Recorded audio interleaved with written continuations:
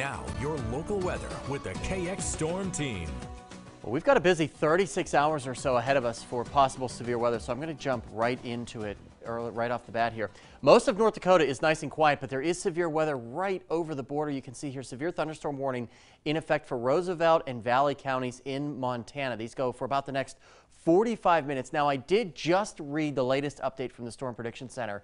They do not expect a lot of this severe weather that's over across Montana to make it or last until it gets into North Dakota. So these cells should be losing some of their punch as they continue to move off toward the northwest. Maybe Divide County here gets clipped. And the Plentywood area, definitely you're in the path of this storm. But in terms of most of western North Dakota, I think it should be a mostly quiet evening, maybe some scattered showers, but the most of the severe weather will happen come tomorrow.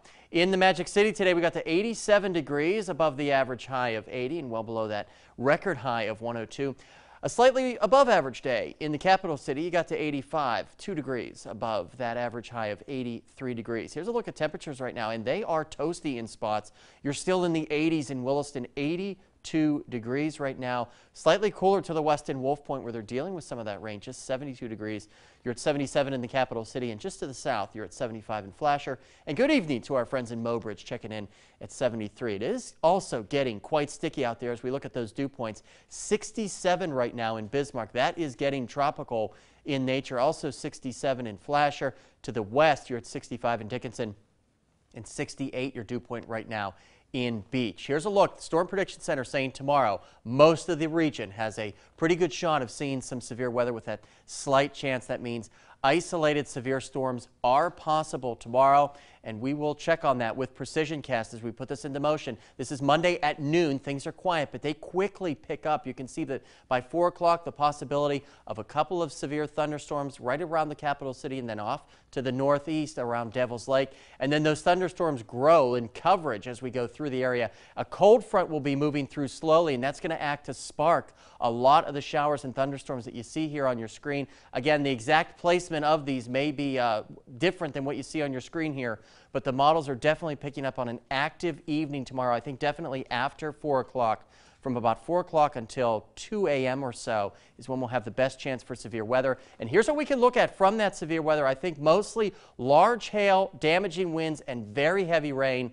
I don't think tornadoes will be a big factor tomorrow, but definitely hail and strong winds, especially if you're in one of those or under one of those cells. And here's a look at some of the rainfall that can fall from those storms. 1 to 2 inches of rain easily if you're trapped under one of those thunderstorm cells. And they need the rain in some areas, still under a drought, especially north of Lake Sakakawea. So tonight in the capital city, we'll dip to 64 degrees. Can't rule out the chance for a stray thunderstorm, especially as we go through the overnight hours. Same thing applies to our friends in Minot. Those thunderstorms possibly developing after 3 a.m. tonight. 64 is how far you will drop tonight. We'll rebound tomorrow into the mid-80s in the capital city, 85 degrees with those severe thunderstorms developing by late afternoon. And then in the Magic City, pretty much the same thing, 88, a hot day with those thunderstorms likely after 4 o'clock. Here's a look at your 5-day forecast for the Dickinson area. There's those storms Monday and Tuesday, and then it gets much nicer Wednesday, Thursday, and Friday. And then in the Williston area, pretty much the same thing. Overnight thunderstorms Monday, Renee,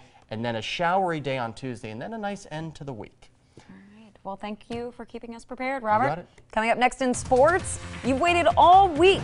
Top 5 plays are next.